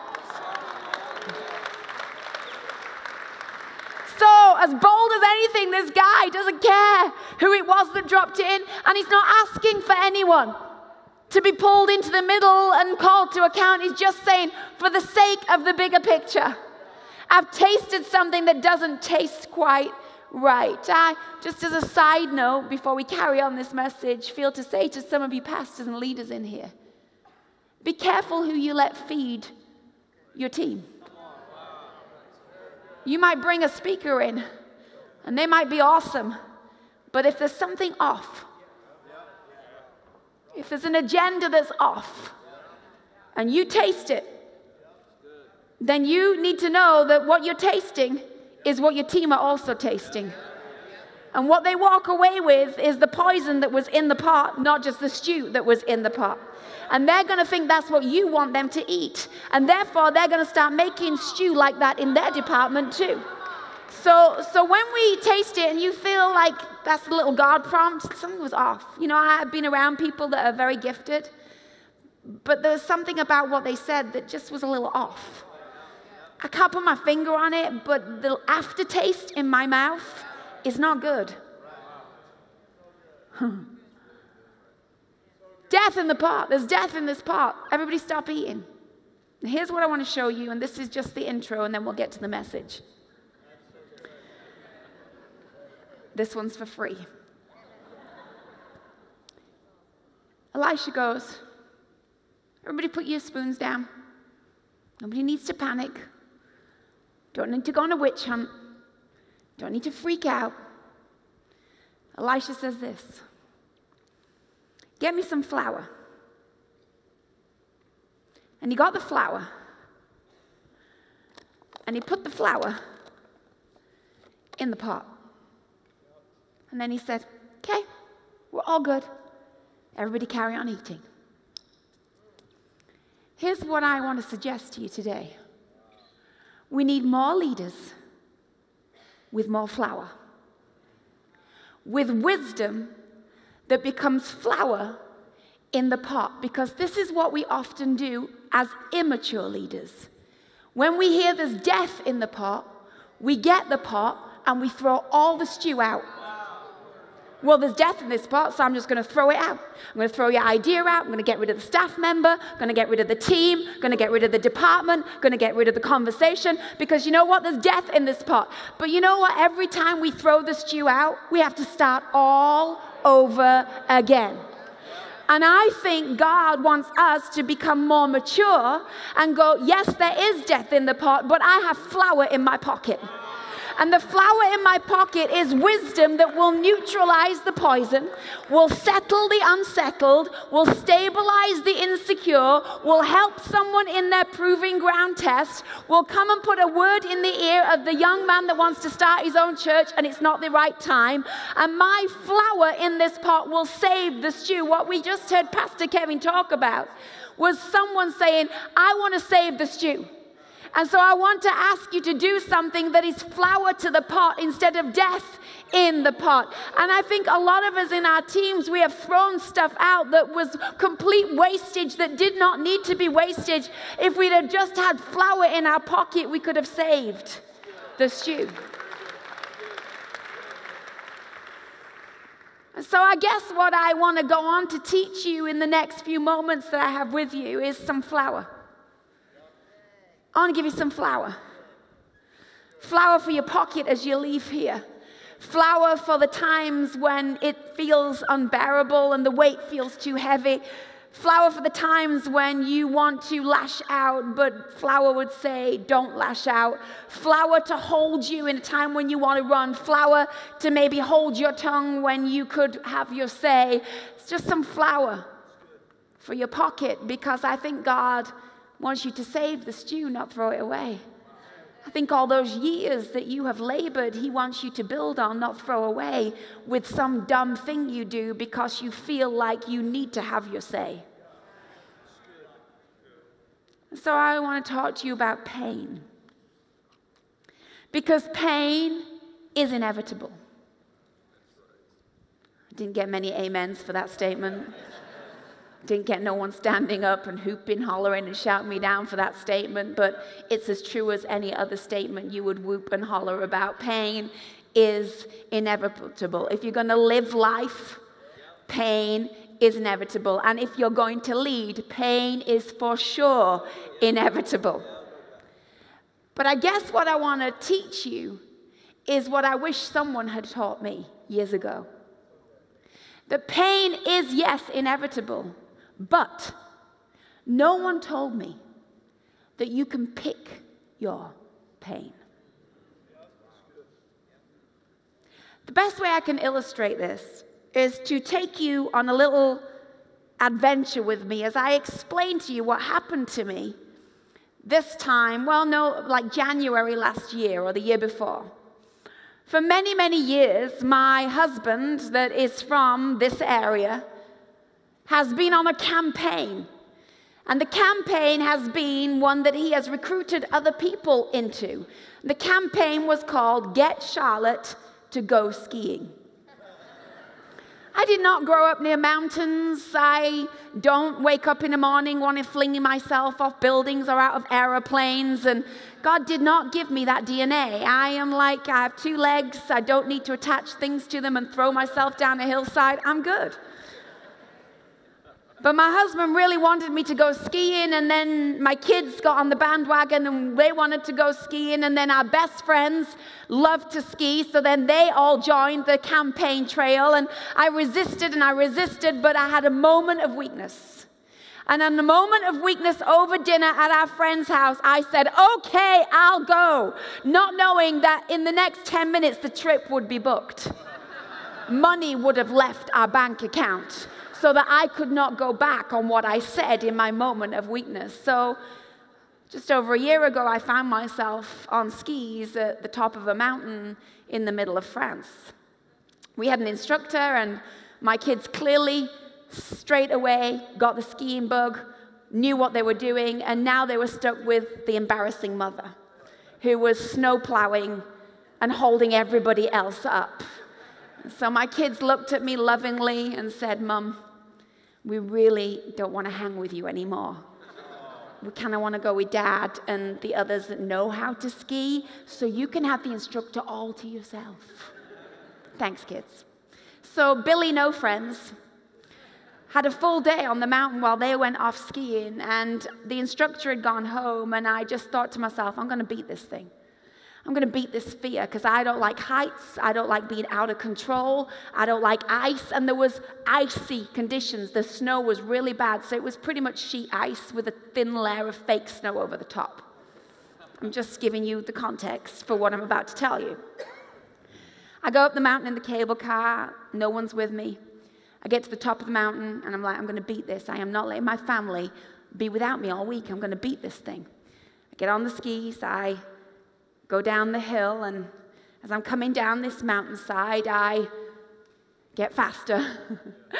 And now I'm getting a little too fast because it's icy, and then something awful happens. My skis cross at the front. And because I don't know what I'm doing, I have no clue how to uncross my skis. And so now I'm stuck going fast from the top of the mountain with cross skis. And now I'm rounding a bend with cross skis. And as I round the bend, my eyes see something that makes my heart sink. Because right round the bend on the top of the mountainside was a ski school for 5-year-old children, who at that present moment in time were practicing a snowplow by all holding onto each other's poles in a long line that went the entire length of the mountain. And here comes crazy, out of control English lady who does not speak French with her skis crossed. And I know in that moment, pain is in my future. I know pain is coming for me. It is inevitable. I can't stop it. I can't head it off. And some of you right now, you know, or you're in the middle of, I know pain is coming. That staff member's going to leave. That confrontation's going to happen. That situation's going to go down. When I get home, there's going to be World War III in that department. This change is going to upset them. When I preach this on Sunday, some people are going to be mad at me. You know pain is in your future. But in that moment, what I began to realize is I have two choices. I can actually pick my pain. Because what I could see as I'm coming round, and it was a flash, it's happening so fast, but I could see in that moment there's two choices. I go left, and if I go left, there is a pile of snow. But there are also a big group of kids. But if I go left, I will probably take several young people with me, but eventually we'll all end up in the snow. If I go left, I can soften my blow, but I will injure others. Or I saw in that split second to the right that two kids had dropped the ski that they were holding, and there was a tiny gap. And I realized if I go right, I can't see what's at the other side of that drop. But if I go right, no other child will be injured. I will take the hit, but no one else will be hurt. And in that split second, I had to pick my pain. I call these two options that I want to teach you about today: collateral damage or personal pain. And in that moment, I tucked my skis under my arm, I picked up speed, and I headed for the gap between the two kids. I went over the edge and I bumped down the hillside and took a blow to my own body, but no one else was injured. And in that moment, I felt the Spirit of God say, and so are your choices in leadership. You get to choose. Pain is inevitable. People are going to leave. Things are going to be said. There's going to be death in the pot. But you have a choice every time as a leader to take the option that is collateral damage or take the option that is personal pain. So let me for a moment break down the difference in these two choices. And maybe this will make you say ow a little bit today, but maybe it will also give you some flour for your pocket, because I'm pretty sure there are more people being wiped out than need to be. There are more people hearing conversations than need to be. There are more people spreading rumors than need to be. There are more people offended than need to be, because instead of taking flour from our pocket by picking our pain well, we have allowed it to become a collateral damage scene. And I just think we can do better, but it will cost us personally a lot more. So, what do the differences look like? Well, if you are a person that picks collateral damage, then you will always go for retaliation. If you're a person that picks personal pain, you will go for preservation. There was a story in the Bible, remember, where they came to grab Jesus? They came to grab Jesus, and Peter, as he sees them coming towards Jesus, Peter pulls out a sword. And he gets his sword because he's annoyed and he's mad and he can see pains coming. And so everything inside him as a young leader wants to protect Jesus. And in that moment, he pulls out his sword in retaliation and he lobs off the ear of the guard. I got this. They hurt you, I'll hurt them. They say that about you, I'll say that about them. I got it. I took his ear off for you, Jesus. And Jesus picks up the ear,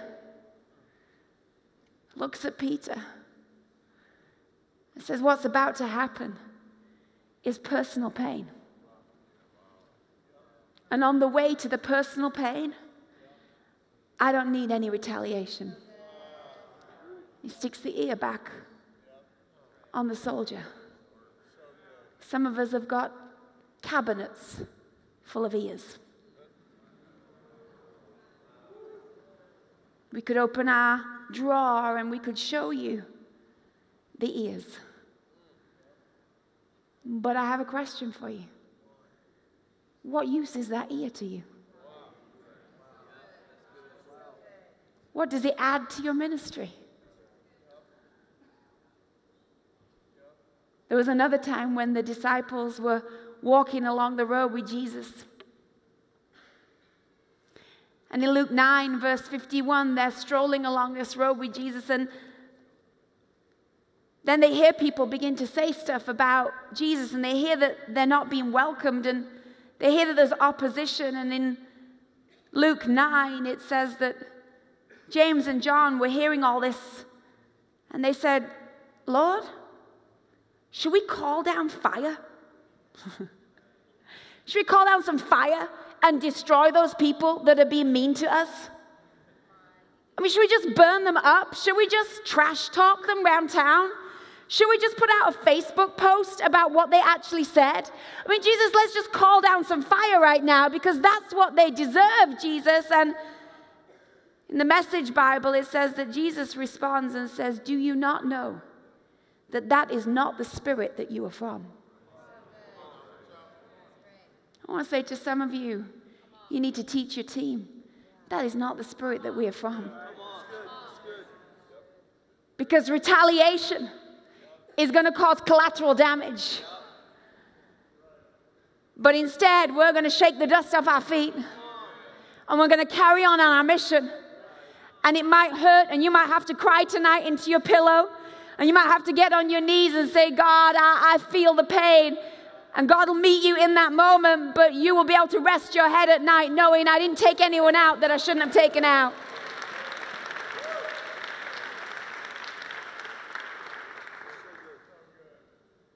And you need to look at your team. Find where the hotheads are. And say, I need to give you some flour for your pocket. Because you're going to end up with a drawer full of ears. And I think God has something better for you. You need to pull the one over that is always in your office saying, but they said, but it's not fair. I say, I need you to sit down because I want to give you some flour for your pocket. Because if you want to survive in ministry, you're going to need a lot of flour. You're going to need to have to pick your pain. Secondly, if you're a collateral damage leader, you will always put self over serve. It will always be your agenda that chooses the direction you take on the hillside. It will be your achievement that decides whether you go left or right. It will be the thing that you feel is most important rather than what is most important to the bigger picture. That decides which way you go on the hill. Proverbs 16 verse 18 in the Passion Translation says, your boast becomes a prophecy of a future failure. Think about that.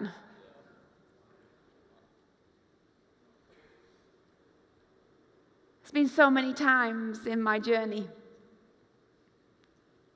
when the options are self or serve, where I could come out looking real good, but it would not have served God's agenda. when I could have come out saying, hey, I'm the good girl.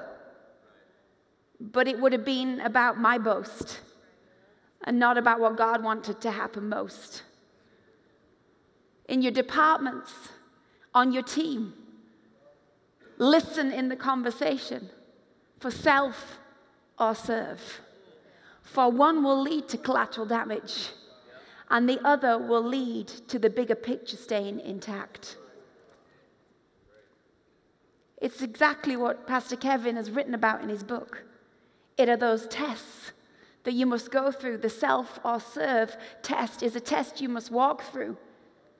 You must pick your pain. If you're a collateral damage person, you're all about denial.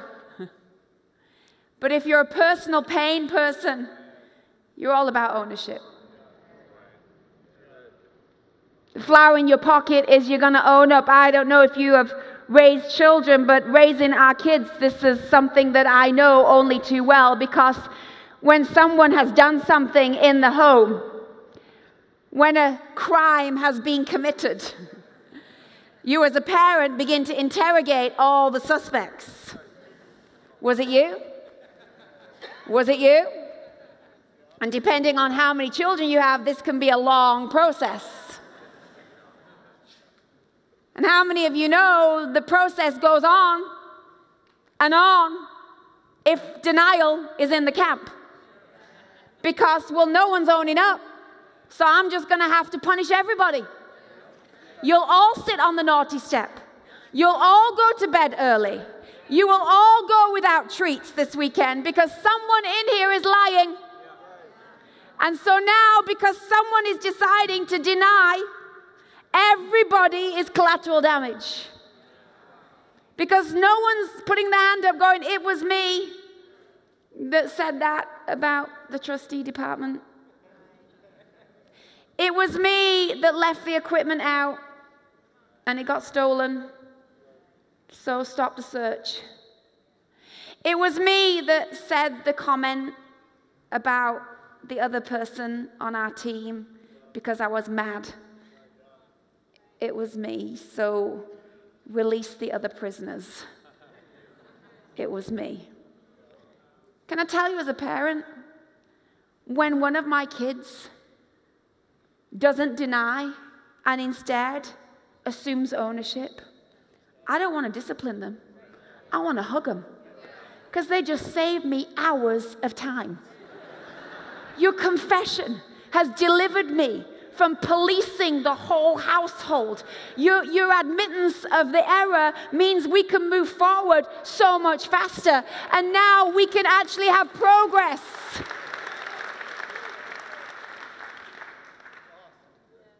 Why do we regress sometimes? We go backwards. We become so immature to deny. We know it because we see it in our immature children. But then as an adult, we think, well, if I can get away with it, if I just don't say anything, maybe I'll just ride it out. No, it was me that made the mistake. So stop punishing the team. It was me that started the bad attitude. It was me that put the death in the pot. It was me that has pride. I don't want you to take the whole worship team to one side and tell them off, because it was me that set the bad example, not showing up on time. One is collateral damage. Jesus taught the disciples about denial. So it's not a good idea.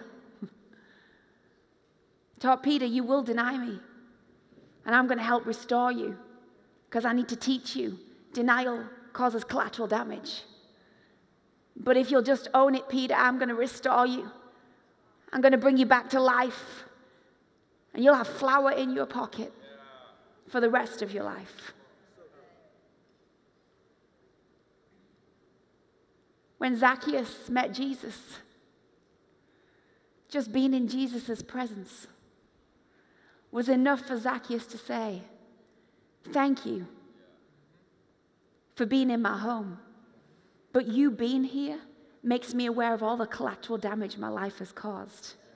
And today, I don't just accept you, but I take ownership of all the wrong things I have done, and I'm going to volunteer to go back and pay back what it is that I have done wrong. And in that moment, Zacchaeus didn't just become a believer, but he became a leader, because he said, I'm not going to live my life anymore causing collateral damage. I'm going to own up, and I'm going to take the personal pain and fix what it is that is broken.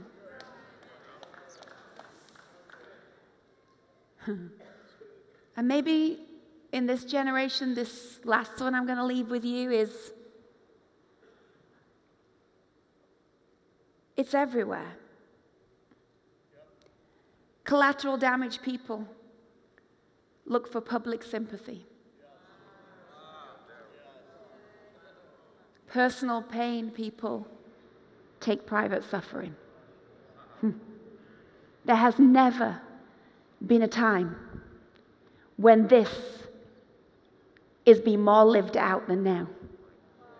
All you have to do is go on Facebook or Instagram to read the post that is looking for public sympathy while causing collateral damage. The person that leaves the church with a bad attitude, the next post reads, do not be controlled.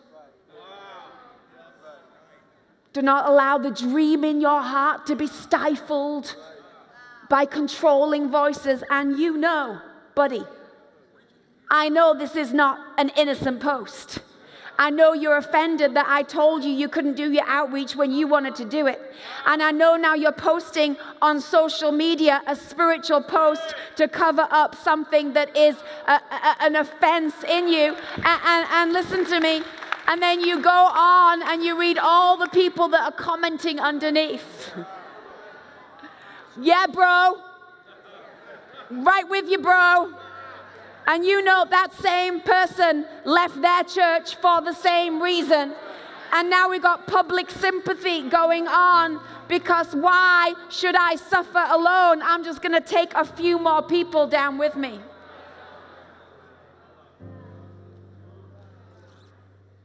Be careful what you like on social media.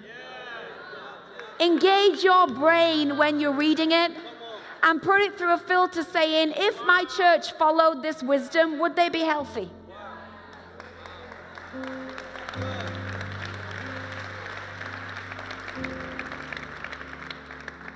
There's never been a time like it. Instagramming and Facebooking and tweeting and sounds spiritual, but actually if you look at it, it's somebody that knew pain was in their future.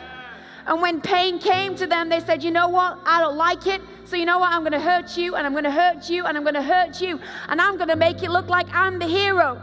But we all know in the wake of that decision, you just took down a load of innocent people. And there's a whole generation that are watching on Instagram people's public sympathy posts, and they have no idea what they're liking. They have no idea what they're following. And it's time for the church leadership to say, I have flour in my pocket. I have flour in my pocket. And that's not how we do it. That's not how we build. Listen to me. Listen to me. Jesus, about to go to the cross. Man, if there was ever a time he could have put out a post for public sympathy, he could have written an Instagram that said, I healed your kid. I opened your blind eyes. I sat and taught you. I sat all day ministering amongst you. You all owe me. He knew he was facing pain. It's inevitable. The cross is in my future. I can go get public sympathy. I can send the disciples out on a campaign. But where do you find Jesus? You find him on his knees. He didn't want public sympathy. He's saying, I'm going to take private suffering. And he gets on his knees and he says, not my will, but yours be done. Pain is in my future. And there's so many that are saying things that are not true.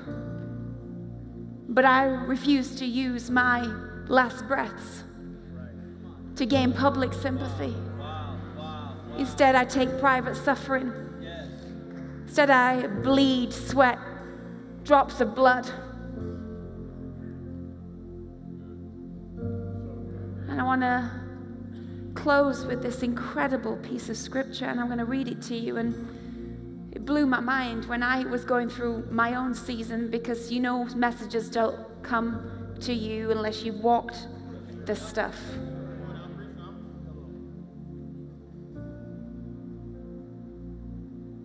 (2 Corinthians 7:10-16 in the Message Bible puts it this way.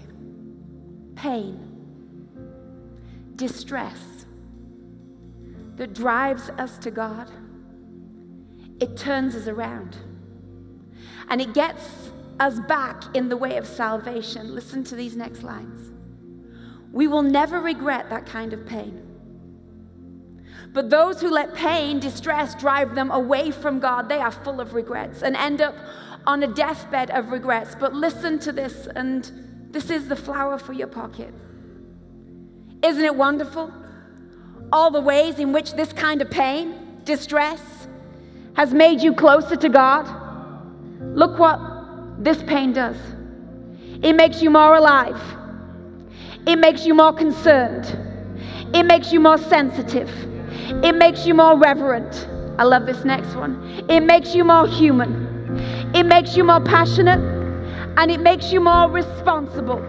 Looked at from any angle, you've come out of this with a purity of heart.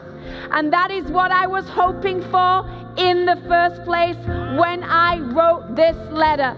When you choose the right pain, it will add something to your ministry that has more passion, more reverence, more depth, more humanity, more understanding, more wisdom, more sensitivity, more responsibility. This kind of pain, it drives you into the presence of God. And here's what I want to let you know as I close, and I'm going to pray over you. I want you all to stand to your feet around the room. It would be irresponsible of me to close there. It would be not human of me to close there, because let me tell you, private pain hurts just as bad. I'm not saying this pain doesn't hurt. When I went off the side of that mountain, no one saw it. None of my family were with me. I managed to get back up, and I went back to the cabin, and I didn't tell anybody. The next morning when I got up, I realized I'm pretty banged up and bruised, but I didn't want to draw attention to it. And my friend's husband, he noticed that I was wincing when I went to pick up my skis. He said, "Are you okay?" I said, "Don't tell anyone, but I had a fall yesterday." He said, "For the rest of the week, I'm going to carry your boots and your skis." And here's what I want you to know. When you choose the right kind of pain, God will send people into your world.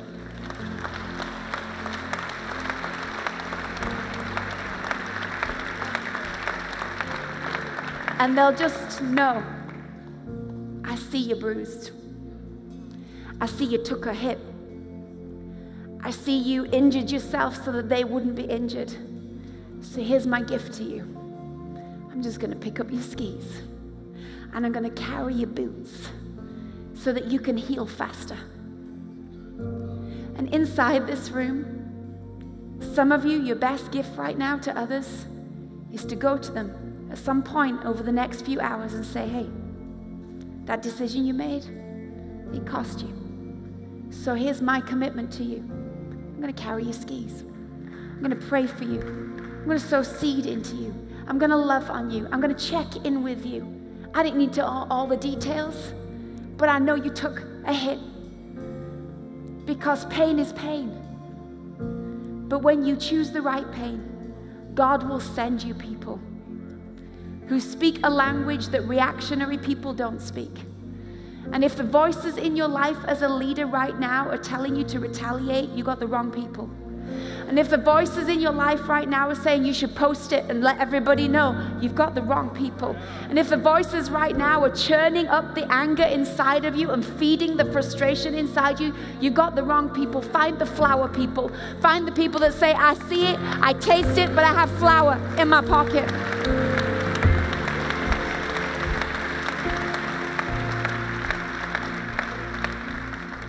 So I just want you to close your eyes. And I just want you, wherever this finds you, if you're saying, you know what, God, I'm feeling a little bashed up, I'm feeling a little tender, I'm feeling a little bruised. Now I know why. Just lift your hands. Because the first place that your help comes from is God himself. He, in this moment, for some of you, is going to take the skis. He's going to lift the boots.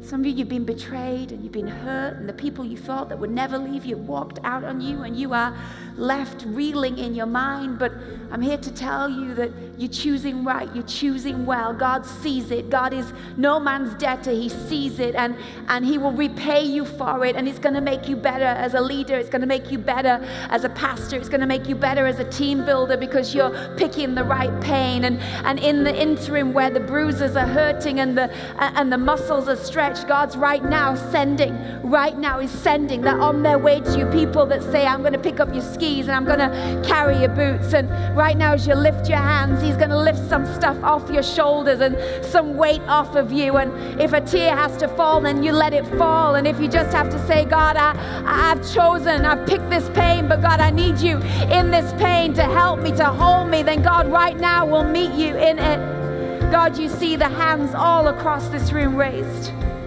And God, I thank you for every courageous leader that is putting flour in their pocket. Everyone that is saving the stew instead of throwing it out. Everyone who's bending the knee instead of opening their mouth. Everyone who's withholding from posting on social media while others are posting all their rubbish and gossip. God, I thank you for every leader that is standing on your word and holding onto their peace. And I pray in this moment, by the Spirit of God, that you would soothe their pain, that you would lift their skis, that you would carry their boots, that you would send to them those that will help lift the burden. Oh God, I pray right now, as they lift their hands, a lightness would come. As they lift their head, a sense of restoration would come. God, I thank you that you are with us. And God, we pick our pain well today. God, we thank you, you picked the pain of the cross. And you did it willingly, and you did it for us. God, we follow you, and we follow your example. Come on, let's sing this together. Geez, what an incredible morning we have had. Talking Proving Ground with Pastor Kevin and so many of our awesome friends. And gosh, Charlotte Gambill, that girl can preach. She's my hero. Love her. It's been such a great morning, and we are not done yet. No. In fact, I don't even think we've technically even got started yet. I mean, I know we started, but we're not really like on fire yet, and we're about to get there, because coming up very soon, we got a party on the patio, and we want all of you to join us. So this is what you do. On Facebook, you set a reminder. Turn on your notifications so you know when we go live, because we go live after they get done, and we're not exactly sure when that's going to happen. So notifications, they're important. Sometime after 12 o'clock. Sometime after 12 o'clock. And YouTube, if you're on YouTube, make sure you subscribe, because then you'll know. Your phone will tell you. And obviously, it's a party here for everybody that's actually here physically, but it's going to be a party for you as well, because we're going to be going around, hopping around, talking to different pastors, shoving the mic in front of their face, asking them funny questions or unique questions. Online campus pastor is going to be interviewing Sean Nepstad. That's going to be awesome. We're going to have just a bunch of our team and our lab speakers coming and kind of giving us a sneak peek at what they're going to be talking about today. We'll be talking with some of our conference guests. And I'm kind of sad. This is the last party of the conference, 2018. Home stretch. We got this. It's going to be fun. It's going to be great. Come party with us. Turn on your notifications, and we'll be back here, okay? We'll see you then. All right.